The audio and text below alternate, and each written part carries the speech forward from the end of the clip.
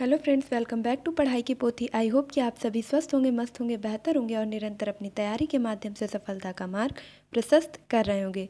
तो भारतीय कला एवं संस्कृत से बनने वाले महत्वपूर्ण प्रश्नों को स्टार्ट करने से पहले अगर आप चैनल पर नए हैं तो फटाफट से इसे सब्सक्राइब करें, बेल आइकन को प्रेस करें ताकि आगे आने वाली वीडियो की सभी नोटिफिकेशन आप तक पहुँच सकें। तो आज का हमारा पहला प्रश्न है कि भारत में सबसे पहले निर्मित रंगीन चलचित्र कौन सा है। भारत में निर्मित होने वाला सबसे पहला रंगीन चलचित्र कौन सा है। ऑप्शन ए है मधुमती, बी है मुगल ए आजम और सी है आन, डी है 2 बीघा जमीन।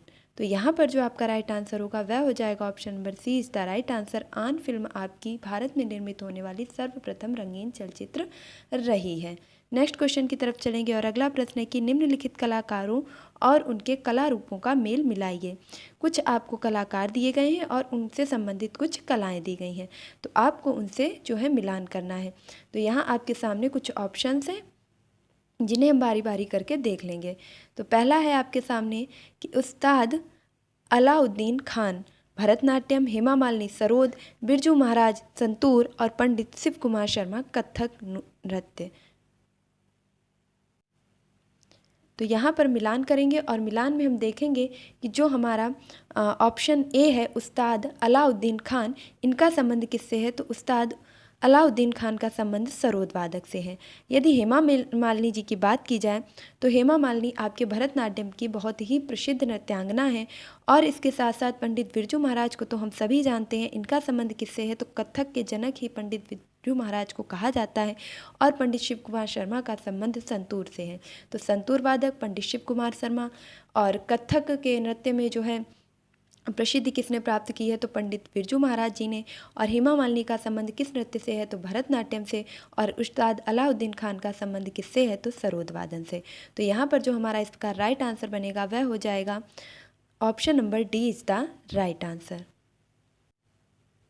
नेक्स्ट क्वेश्चन है कि आकाशवाणी AIR ने अपने मूल नाम यानी कि इंडियन ब्रॉडकास्टिंग कंपनी में काम करना कब प्रारंभ किया था। आकाशवाणी AIR ने अपने मूल नाम से जो कि है इंडियन ब्रॉडकास्टिंग कंपनी से काम करना कब से प्रारंभ किया था। 1927 से, 1932 से, 1936 से या 1947 से।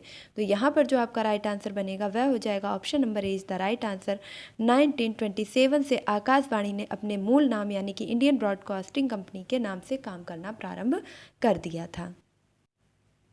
देन अगला क्वेश्चन है कि वह मुख्य क्षेत्र कौन सा है जहां गरबा नृत्य प्रचलित है। गरबा नृत्य कहाँ का प्रचलित है। ऑप्शन ए है महाराष्ट्र, बी है गुजरात, सी है राजस्थान और डी है पंजाब। तो हम सभी जानते हैं कि गरबा कहाँ का प्रसिद्ध है। Option number B is the right answer, Gujarat का। नेक्स्ट क्वेश्चन है कि नृत्य के मोहिनी अट्टम स्वरूप का विकास कहाँ हुआ था, या कह सकते हैं कि मोहिनी अट्टम का जो उदय है वह कहाँ से हुआ था। तो ऑप्शन ए है मणिपुर से, बी है केरल से, सी है कर्नाटक से या डी है तमिलनाडु से। इनफैक्ट ये भी बोल सकते हैं कि मोहिनी अट्टम का संबंध किस राज्य से है। तो यहाँ पर राइट आंसर होगा option number B is the right answer. Mohiniyattam का संबंध केरल से है। इसके साथ साथ आप याद रखेंगे कि अगर आपसे पूछ लिया जाए कि कर्नाटक का प्रमुख नृत्य कौन सा है तो याद रखेंगे कि यक्षगान। यक्षगान का संबंध किससे है, कर्नाटक से। नेक्स्ट क्वेश्चन है कि पंडित भीमसेन जोशी का क्रियाकलाप का क्षेत्र क्या रहा है, या कह सकते हैं कि पंडित भीमसेन जोशी का संबंध किस क्षेत्र से है। ऑप्शन ए है साहित्य के, ऑप्शन बी है शास्त्रीय संगीत यानी कि गायन से, ऑप्शन सी है शिक्षा से और ऑप्शन डी है पत्रकारिता से।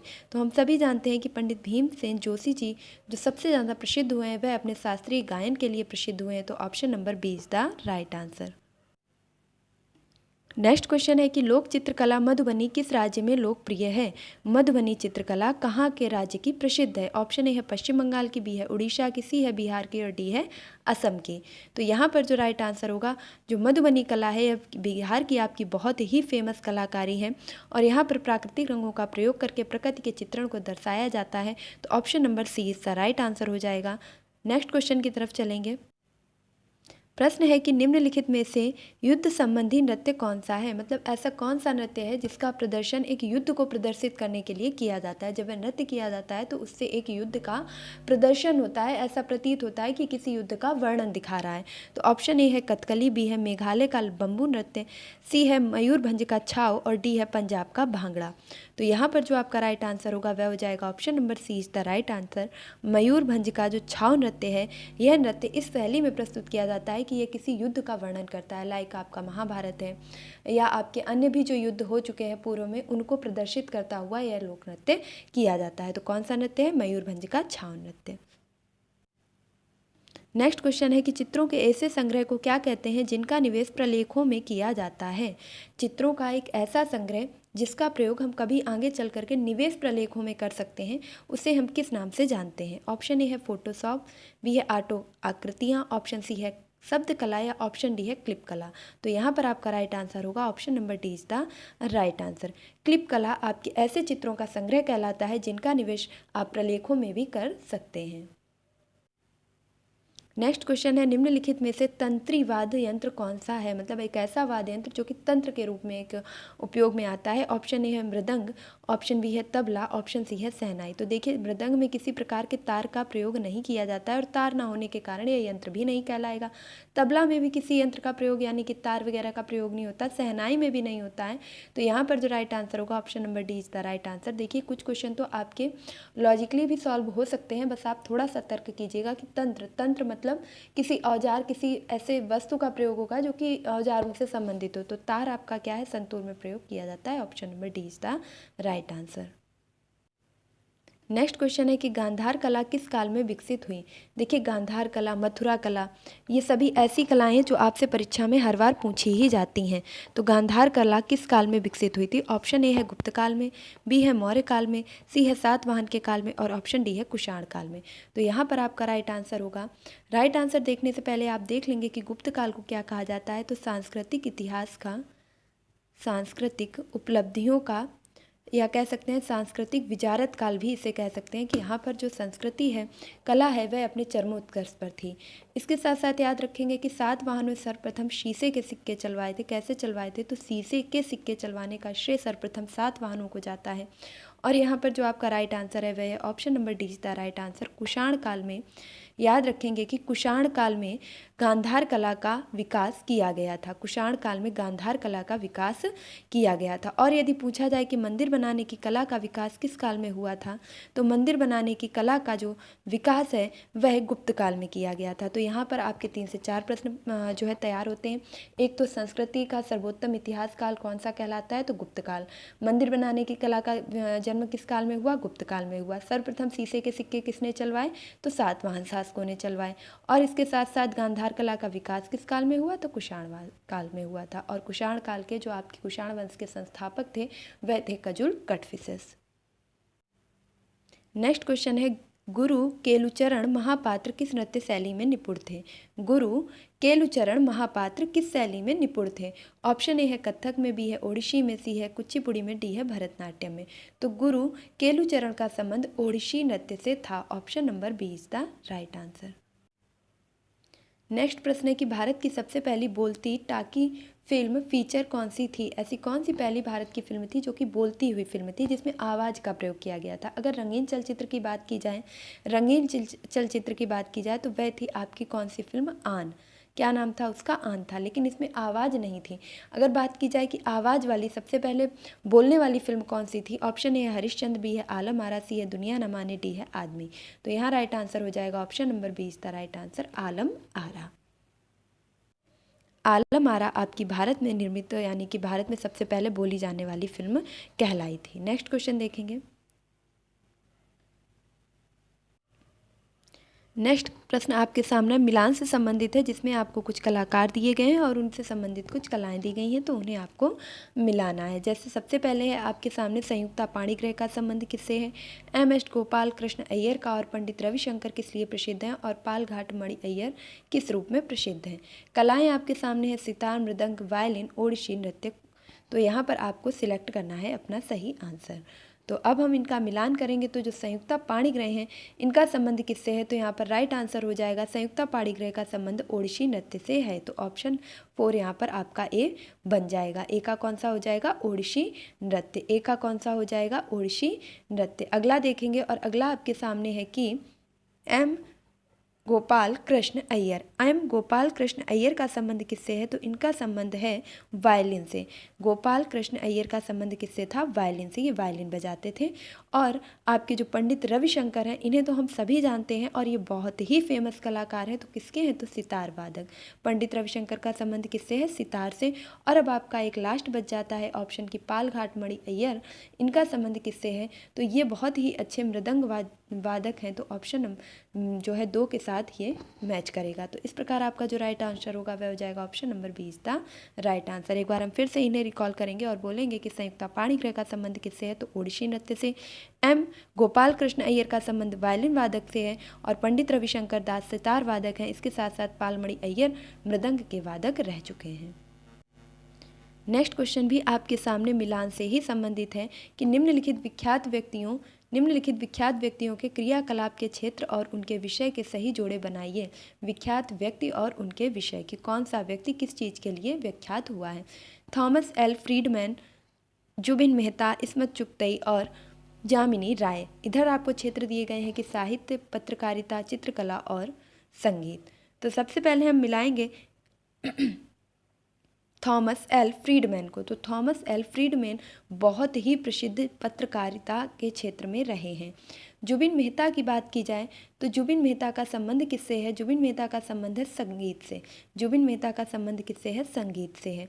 इसके साथ साथ याद रखेंगे कि अगर इस्मत चुगतई की बात की जाए तो इस्मत चुगतई का संबंध किससे है? ये साहित्य के क्षेत्र से संबंधित हैं।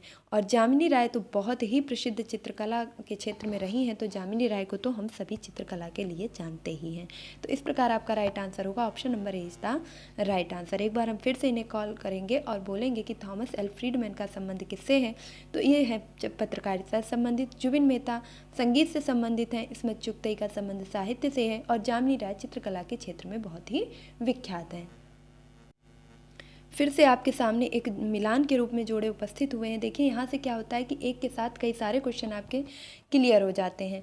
तो कुछ कलाकार हैं और उनकी कुछ कलाएं, जैसे अमृता शेरगिल, टी स्वामीनाथन पिल्लई, कलामंडलम कृष्णन, पद्मा सुब्रमण्यम, बांसुरी, कथकली, चित्रकला और भरतनाट्यम। यहाँ पर हम मिलान करेंगे और हमारा जो राइट आंसर बनेगा वह हो जाएगा कि अमृता शेरगिल का संबंध किससे है? तो अमृता शेरगिल आपकी किससे संबंधित हैं?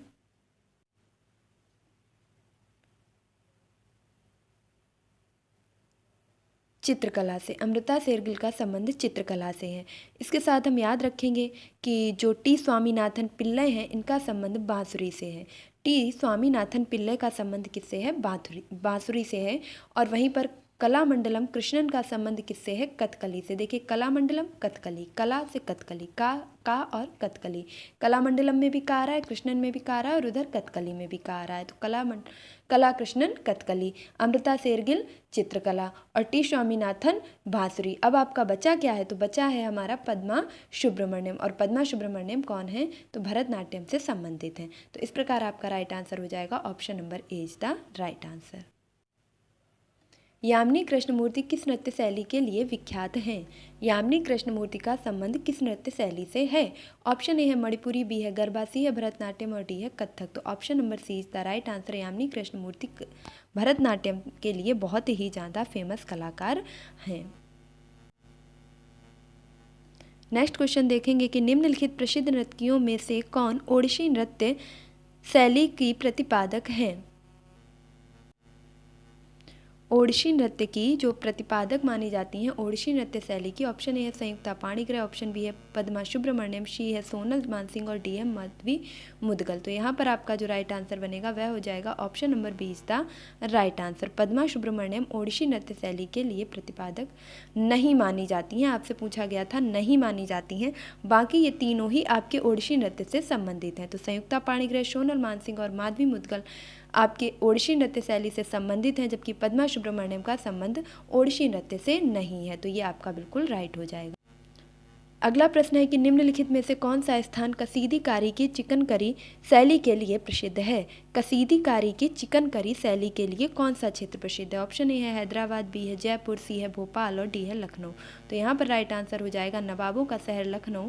ये अपने बहुत ही फेमस चिकन वर्क के लिए जाना जाता है। यानी कि यहाँ पर काहे की जो है कढ़ाई होती है, तो इसे चिकन की कढ़ाई बोलते हैं, जो कि सूती धागे से एक कॉटन के कपड़े में की जाती है और जो बहुत ही सुंदर और लोकप्रिय भी है।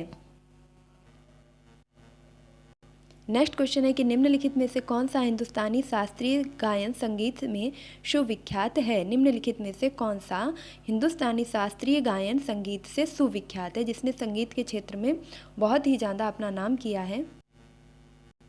ऑप्शन ए है शोभना नारायण, बी है एम.एस. सुब्बुलक्ष्मी, सी है पंडित जसराज और डी है एम.एस. गोपाल कृष्णन। तो यहाँ पर अभी हम इन सब के बारे में एक एक करके चर्चा कर चुके थे पहले के ही सेशन में।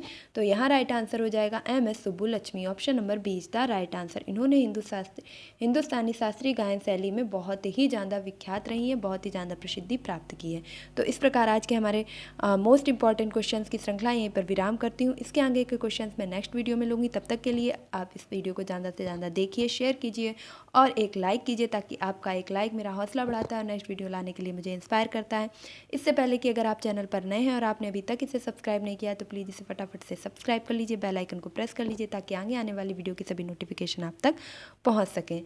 मिलती हूँ अपने नेक्स्ट वीडियो में। तब तक के लिए खुश रहिए, मस्त रहिए, पढ़ाई में निरंतरता बनाए रखिए, अपने माता पिता गुरुजनों का सम्मान कीजिए और पढ़ाई की पोथी को सपोर्ट कीजिए। Thank you for watching this video.